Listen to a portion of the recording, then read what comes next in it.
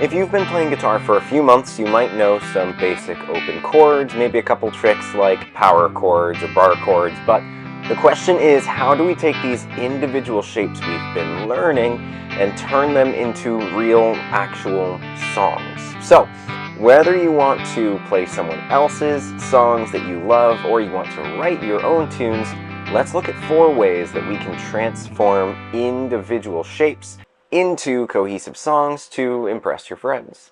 Now, the first and most important thing is understanding chord charts. There are a few different places you can find chord charts, but my favorite is ultimateguitar.com. They've just got a bunch on there and some really cool tools. You just need to look up the name of the song you want to learn, the word chords, and then you'll find all these results. And Ultimate Guitar here, you'll see you've got letters and the lyrics to the song. Now, these letters are the chords you're supposed to play. We'll talk about strumming patterns, but on a really basic level, we're just trying to line up the chord with the word it's above, and then that chord stays the same until the next chord and it changes on that word. So in the example of Let It Be, we have this chord over this word, and we're going to play it until we hit times. That's when it changes. Now, a couple cool, helpful things here is if we see some scary chords that we're not quite familiar with yet, as we learn more chords, we can hit the Simplify button, and that turns it into just a basic open chord.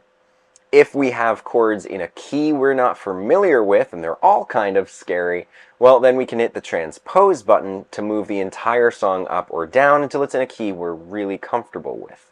Now, of course, this channel is for lessons, and so I have to say, it's important to learn these types of chords or how to play chords in different keys, but sometimes when we're just starting, we want to just play. Now, chord charts are also broken up into a song form. You have verses and choruses, sometimes a pre-chorus, a bridge, and these are just different sections of the song. And a 40,000-foot overview here would be that the verse is where the main story of the song happens. The chorus is where the main hook and repeating lines of the song happen. And then songs go verse, chorus, and so a bridge is tossed in there first to make the song more interesting, so it's not the same thing over and over and over, and secondly, to maybe add to the story. Now, in between there, you'll see some instrumentals or pre-choruses, which are between verses and choruses, but so long as you know how to get to chord charts, how to read the chord chart, and how song form works, you're ready to turn these shapes into songs. Now, to actually do this, we need to also be comfortable with transitions between chords, and there are 2 ways I love to teach transitions. First way is less fun, second way is more fun. The first way here is that we start a metronome slower than we think we need to. So you can start that click or even a drum beat really slow and give 2 beats to each chord. So 1, 2, 1, 2. I'm just going between C and G here. 1, 2, 1, 2. Then slowly, ever so slowly raise up that metronome. Bit by bit, day by day, your muscle memory is going to kick in, and you should be able to get the metronome much faster in a short amount of time. Now, the second way that is a lot more fun is that when we're doing strumming patterns, which are coming up next, we can actually put a little bit of a gap in there of open notes, which is technically wrong. But check this out. Here's a chord progression from C to G to A minor to E minor, okay?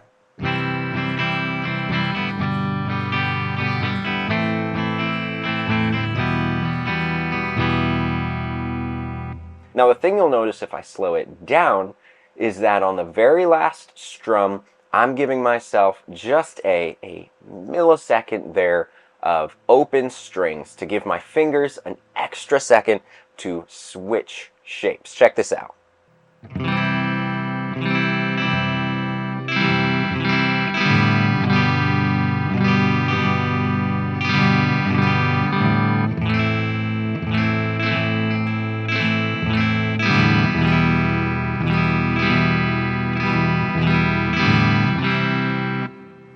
there's this moment of openness, and when you get your chords and your transitions quick, it becomes less and less noticeable. It'd be really hard when we're changing chords quickly to snap it into position. So having that second just to get our fingers where they need to be before the next strum is huge and transforms how quickly we can learn a song. Now, speaking of strumming patterns, it's nice to have chords, be able to read a chord chart, have that second transition, but songs need life, and strumming patterns bring life to a song. If I play a C chord, there's a huge difference between just strumming down, over, and over, and over, and over, and actually learning a strumming pattern combining downstrokes and upstrokes.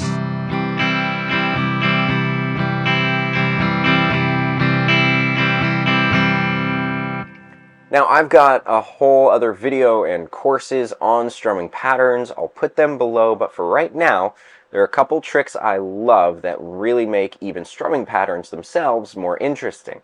And the most important one is to split your strumming between the bottom 3 strings and the top 3 strings. So when I'm doing a downstroke, I'm actually hitting my bottom 3 strings only. Of course, sometimes I grab that 4th string just as I'm moving, and then coming up, I'm going the other way, just hitting these higher strings. That almost sounds like 2 guitars lower and higher, kind of dueling it out. So here's a G chord playing all 6 strings with both strums, then we'll switch it up to do this kind of half and half method.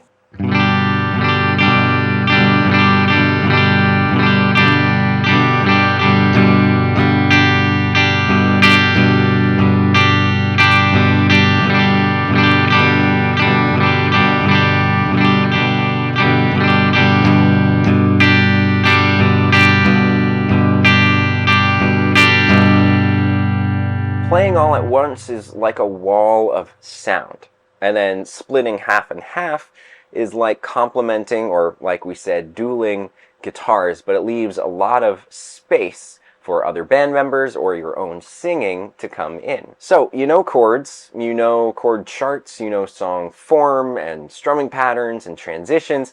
Get some strumming patterns down under your tool belt and try that split method with them. As a final thing here, let's take a look at understanding keys. And this is primarily for writing songs. If you want to take chords and write your own songs, there are 2 rules we need to be able to do that. Some chords sound really good together, and some chords sound truly really bad together. And so what we need to do is figure out a quick way to find which chords sound great together. Now again, there are 2 rules here, and the first one is whole, whole, half, whole, whole, whole, half. Sounds confusing. This has to do with whole steps and half steps. For the uninitiated, a half step is the smallest amount you can move on the guitar, either up from fret to fret, or down from fret to fret. Half steps from the open string would be the open string to the 1st fret. And a whole step is just 2 half steps put together. Half and half make a whole. So that would be 2 fret gaps apart. So this rule is actually telling us the starting note for every chord that should sound good together in a key in terms of half and whole steps. So I can start from any note. Let's say I want to play a C, so I'm in the key of C. I need whole, whole, half, whole, whole, whole, half. So if I move up a whole step, half step, whole step, whole step, whole step, and half step, I've got the starting note for each chord that's going to sound good. 7 chords in a key. You'll notice too the notes I just played fit in with do, re, mi, fa, sol, la, ti, do, right? Do, re, mi, fa, sol, la, ti, and do. The other rule here is major, minor, minor, major, major, minor, minor, which sounds like you've had a really good meal. But it lines up with this first one and says, okay, our first chord is major, our second chord is minor, our third chord is minor. So again, Let's come here. This is my first note. If I play a major chord from there, you'll notice it's a C major. D minor, E minor, F major, G major, A minor, B minor, back to C major. Now the B, this last one before we come back to the beginning, is a little odd to fit perfectly. It's actually something called a minor 7 flat 5. It's this kind of ugly sounding chord. But the main point here is now we have a bank of chords we know sound good together. And it doesn't have to start from C. We can start from any note as long as we follow those two rules. Now I can look at this and number them and pick, okay, maybe I want to play 5, 6, 4, 1, which in the key of C would be 5, 6, 4, and 1.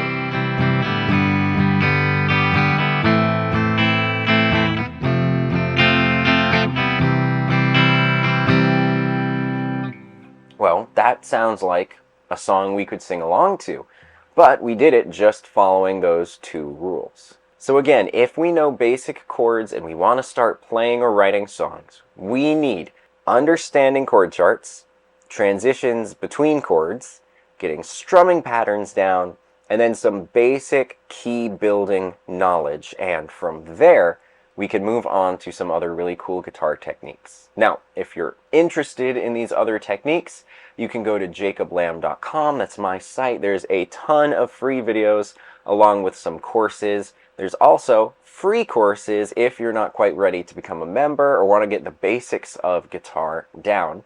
I'll see you there.